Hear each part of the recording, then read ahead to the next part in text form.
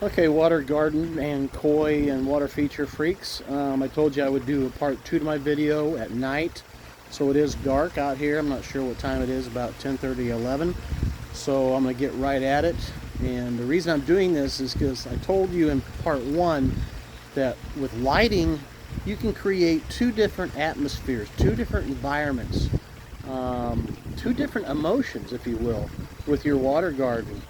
During the daytime, you have the sun coming down, which is rather harsh, and it highlights or it lights every corner and inch of your water garden, right? So you see everything. But at night, you have the chance to soften that with lighting and highlight specific areas of your pond and just make it a whole different world. So let's take a look at my pond real quick, and I'll show you what I mean. So I'm going to start here kind of right near where we start sitting. This is what I call the prospector area. So if you notice, my lighting starts real bright here because that's the light source coming down. Prospector's box with the dynamite and the coal and the gold in there, his pickaxe, and then I go softer with the lighting around the whiskey barrel. I've got LED lighting shining straight up into the actual water coming out of that spigot. I added lighting in the back of the waterfall back in there to kind of give it a deep cavernous, maybe that used to be an old mine shaft. I don't know. Use your imagination. This year I put lights in the pond for the first time. So I've got a light here shining across the pond. I've got a light over here shining towards the whiskey barrel. This is where the fish typically hang out and eat. If you look right smack in the center, see that? That's a night blooming lotus. And it will get about twice that big and just be ruby red. It is beautiful. I'm a night person, so I wanted to come out and enjoy flowers at night, so what better way? Another cool aspect is LED lighting. These are solar lights sold at Home Depot. The LED light rope lights highlight our new bridge. Let me go to the other side so you can see. I'm sorry, but my security light's on, so it's a little bit brighter out here. But you can see the edge of my pond, the pond's edge. See how it illuminates all those beautiful stones that my wife painfully placed along the water's edge. And those stones protect the UV from hitting my 40 mil liner. And those lights just highlight it. So, you know, I told you earlier, I've got cables and stuff hanging down. I had COVID, so I didn't have time to finish this all up this year. In my earlier video, you saw the walkway that came around from the front of my house. Let me show it to you now. Let's just walk up there. So now this lightway is completely lit. No lights shining in your eyes. I'm going to show you that howling wolf light or rock that I told you that at night kind of looks like a wolf, and it's backlit. It lights up this Japanese maple. I've got lighting on this path. This path, like I told you before, is going to get all redone. I don't like the path, never did, but that was built 20 years ago. So that'll be next spring. So again, we come back around and we'll go over by the troll house. Sorry, I'm kind of barefoot. One sock on, one sock off type of deal.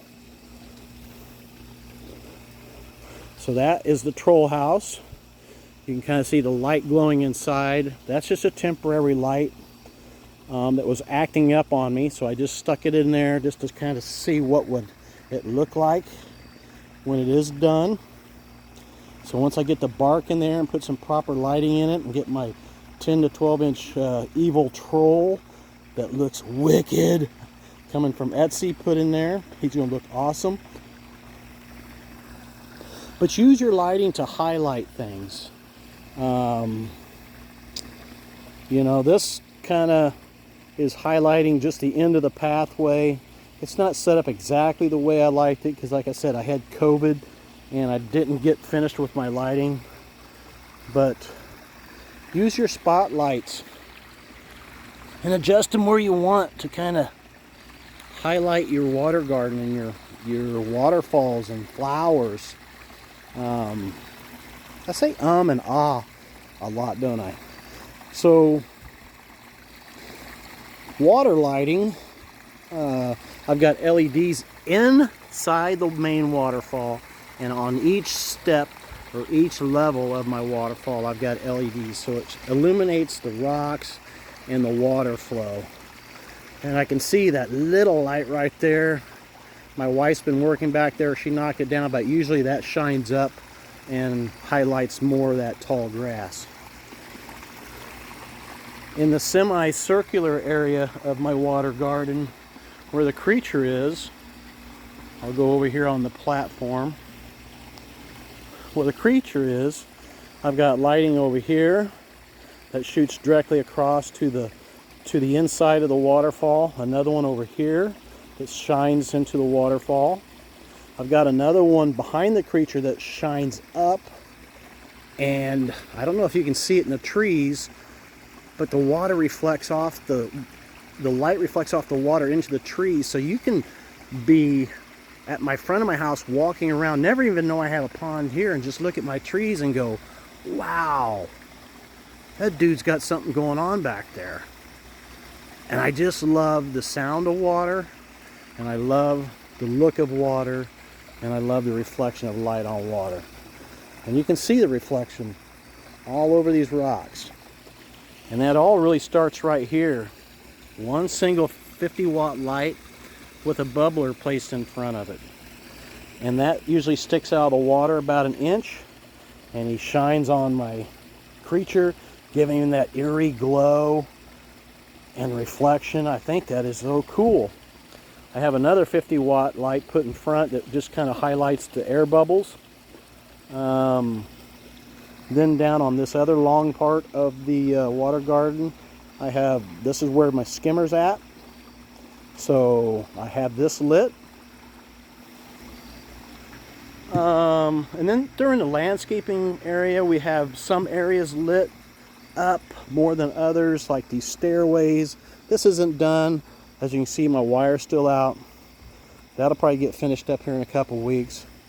Earlier in my daytime video, I showed you the two toadstools that are nasty brown when you buy them at Menards, but I painted mine red cap with the white stems, and they change colors. They've lasted a year now, so they're doing pretty good. We highlighted our little, we call him the stinky pooper. You know, he's sitting there. That's a typical gnome that you would see, and you can see his little doo-doo behind him. And we use the lighting to highlight the tall grasses and things like that. So we try to use the lighting somewhat sparingly, but in good spots. Now my LED on this side, I can tell you, is not very bright, and that's because my solar light, I noticed yesterday, was covered up by the growth spurt that we had of all of our rain. But usually this area would be real bright, so you could see how to walk, you know, over to our seating area. So like I said, lighting is real important. Even the little lights here that we got around the deck. So when you're up on the deck looking down in the pond, you know, you've got a great view. Inside my seating area, we don't have a lot of light because we don't like a lot of light. I've got light that comes off of my fire pit that I made on top of that piece of recycled box I showed you in the daytime video. We got a light over there, and my tomato plants, well, I shouldn't say mine, my wife's tomato plants kind of overgrew the LED solar thing for my wife's pitcher. But if you can see, that's actually the galvanized pitcher of water with the stream of lighting water coming out of it down onto the plants. Again, I apologize, it's kind of dark and hard to see. But yeah, use lighting to your advantage. And I'm going to sit right here on my pond, and I'll feed my fish like I promised you. And how I do that is I give them a little signal, which is this. And they come swarming like sharks. They're like, uh-oh, they're going to get fed. So let's feed them. And I feed them. And what I like to do when I feed my koi, I like to make sure a lot of food gets on top of the lily pads or the lotus pads, because after they're done eating, then they spend the rest of the night fighting those pads, and they'll jump all the way out of the water like whales and land on those pads on their sides until they get that food off of them. So, the point of my video here is, you see a lot of stuff on the forums, you Google stuff, and there's so many ways to do ponds. You have the traditional style, you know, you've got the Oriental style, or Japanese style I should say. You've got free form, and you've got natural, and I don't even know what I would call mine. In my first video I told you I felt like I'm a real modern person. I like modern decoration, very eclectic art and that sort of thing. But if you look at my pond, and I just really kind of came to this realization today when I was videoing it, I've got a little bit of everything. I've got areas of my pond that are rectangular, more like a very formal pond. I've got a circular area that's free-formed. So I got a little bit of everything in my pond, which is kind of my personality. And my personality is go with the flow and do what you want to do. Don't worry about what someone's going to say or think about your pond. A lot of you guys are looking at my pond going, he's got a creature from the Black Lagoon. What is he, a kid? And it's just gaudy. Well, to me, it's not gaudy.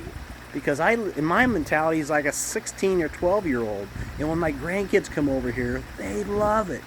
You know, my 9 and 11-year-old, all my grandkids stick their feet in the pond. They love the creature.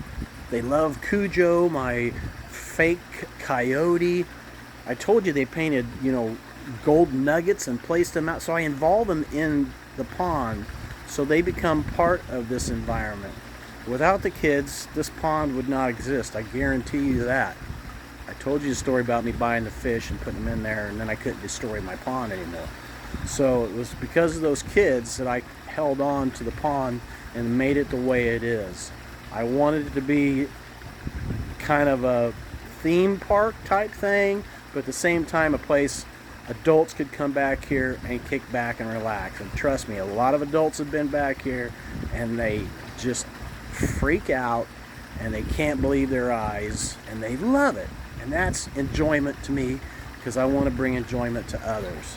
So if I'm not a professional, I'm just kind of an enthusiast. So my advice to you, if you're in the process of thinking about a pond or a water feature, or you're building one, take your time doing it. Do it right the first time. If there's stuff in your head you think you want to do, but you're like, ah man, fall's coming, we ain't got time, let's skip it. Don't skip it. Do it. If it takes you till next spring, next summer, do it. You will thank yourself in the future. And then the second thing is, do what you want to do. I mean, you have the ability to search the internet like I didn't have before and come up with all these crazy ideas and just figure out how you're going to do it. When I did my whiskey barrel over there, you know, I had no clue how to do that. I taught myself. There was no YouTube videos on how to do that. I totally figured out 100% on how to do that myself. I totally figured out 100% how to create the creature from the Black Lagoon and have him floating in the water, and how I could get him to withstand the Kansas summer heat. I take him out during the winter and he goes right back in the springtime. And he looks just as good as last spring as he does, you know, now.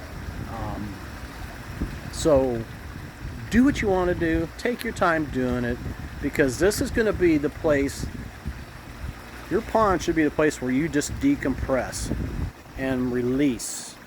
We all carry garbage on our shoulders, you know, from work, from stress, from personal problems, family problems, and we carry that on our shoulders day after day after day. So I created an environment. When I step out of my door or come down the steps, it's like an alien world to me. It's like, this is nothing you see in Kansas. Part of it looks like Colorado. Part of it looks like Orlando, Florida at Disney World. Part of it looks like, you know, Hollywood, where Universal Studios is at. Disneyland. It distracts me from the crap that builds up in your life, and it gives you a chance to breathe. I've got speakers out here because I'm an audio video guy, so I'll play some, you know, oh, I'm 57. I'm an 80s dude. I have an 80s band, but I listen outside. I'm listening to like Santana. I'm listening to Moody Blues. I just get into it. And like I said, my wife and I will sit out here for hours and have conversations, and sometimes we just don't even want to talk. We just want to hear the water and let that zen, if you want to call it that, just take over. So do your water garden, make it the way you want it, take your time doing it, and have a blast, and don't care what anybody says about it. If you post your pond and you get a bunch of negative feedback, which you will, we all do. If you love your pond and like your pond, screw them, because you don't know what they've got, and who cares what they got? It's what makes you happy. So isn't it what life's all about? Making ourselves happy and making the loved ones around us happy, and having a place just to chill out. So I've done enough talking. I just wanted to show you my lights. So one more look. How lighting can change the environment, make it soft, make it welcoming. And fire and water, they say don't mix. I think it does. I think fire and water go together naturally. Light and darkness goes together just as well as fish and water. So do what you do. Have fun doing it. And thanks for all the guys posting stuff that know what they're talking about, because I'm learning. Have a good night. Say good night to my night blooming lotus over there. Good night.